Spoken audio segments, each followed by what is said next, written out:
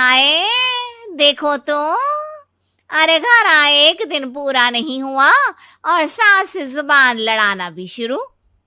नहीं हो, बहू हो, अपनी हद में रहना सीख लो। हाँ। इतने में विकास भी वहां आ जाता है। माँ, मुझे लगता है शिल्पा को घर रहने की जगह दुकान चलना चाहिए। इसकी नई चीजों की समझ और सोच हमारे बिजनेस के लिए बहुत अच्छी रहेगी। बेटे की बात सुनकर माँ को बहुत गुस्सा आ जाता है। अच्छा, अरे बीवी के आते ही तेरे तो सुर बदल गए। अगर ये दुकान जाने लगी तो गांव में क्या इज्जत रह जाएगी हमारी, है? लोग क्या कहेंगे? ये कहीं नहीं जाएंगी बस। हाँ। माँ के आगे और कुछ बोले बिना विकास वहां से चला जाता है और सास शिल्पा को घर के कामों में लगा देती है। उसी रात विकास और शिल्पा साथ बैठकर बातें कर रहे होते हैं। मम्मी ऐसा क्यों सोचती हैं कि औरतें कुछ नहीं कर सकती और उन्हें लोगों की इतनी चिंता क्यों है? पापा की डेथ के बाद माँ ने दुकान संभालने की कोशिश की थी, पर लोगों ने उल्टी सीधी बातें सुनाकर उनका आत्मविश्वास इतना गिरा दिया कि वो कुछ कर ही नहीं पाई और सोचने लगी कि शायद औरतें ये सब कर ही नहीं सकती, इसलिए उनसे भी नहीं हुआ। लोगों की यही तो दिक्कत है, उन्हें अपने से ज्यादा दूसरे की जिंदगी में स्वाद आता है। वैसे लोग जिनसे डरते हैं ना, उन्हें ही तोड़ने की कोशिश करते हैं। आप फिक्र मत करो, मम्मी की सोच बदलने का तरीका है मेरे पास। और अगले ही दिन से शिल्पा अपनी सास की सोच बदलने और लोग क्या कहेंगे के डर को खत्म करने की जद्दोजहद में जुट जाती है। मम्मी आपको पता है, गीता बबीता, अरे जिनके ऊपर दंगल फिल्म भी बनी है। मैं फिल्म बिल में नहीं देखती। हाँ। वो हरियाणा की लड़कियां हैं, दोनों रेसलर हैं। उन्होंने जब ये शुरू किया था ना, तो लोगों ने बहुत बातें बनाई, बुरा भला बोला, मजाक भी बनाया, लेकिन उन्होंने ना किसी की सुनी, ना अपने ऊपर से विश्वास खोया और ना ही हार मानी। और देखो आज किस मुकाम पर है। अरे तो ये सब मुझे क्यों सुना रही है? हाँ।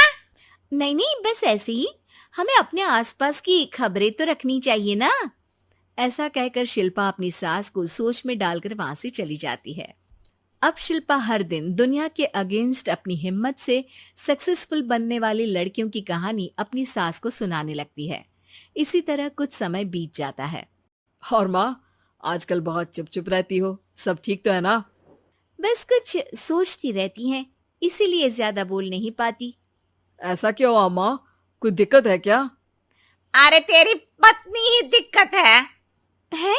मैंने क्या किया? अरे रोज मुझे कुछ समझाने के मकसद से एक नई कहानी सुनाती है, पर खुद नहीं जानती कि मुझे सब पहले से पता है। हाँ। तो फिर दिक्कत क्या है माँ? लोग क्या कहेंगे? अरे उनका तो काम ही है कुछ ना कुछ कहना। आप ये सोचो कि उन्हें नजरअंदाज करके हम साथ मिलकर किस ऊंचाई पर पहुंच सकते हैं। बेटे और बहू की बातों से सोच में पड़ी माँ वहां से चली जाती है। अगली सुबह सबसे पहले तैयार सास आवाज लगाकर बेटी और बहू को बुलाने लगती है। अरे कहाँ सोते पड़े हो दोनों? किसी को घर में कोई काम नहीं है का? हाँ। सास की आवाज सुन शिल्पा भागती हुई कमरे से बाहर निकल आती है, जिसके पीछे विकास भी बाहर आ जाता है। मम्मी, आप इतनी सुबह तैयार होकर कहाँ जा रही हैं? अरे किसी नई शुरुआत से पहले भगवान का आशीर्वाद बनता है या नहीं? मैं सीधा दुकान जाऊंगी, तुम काम निपटा कर आ जाना है।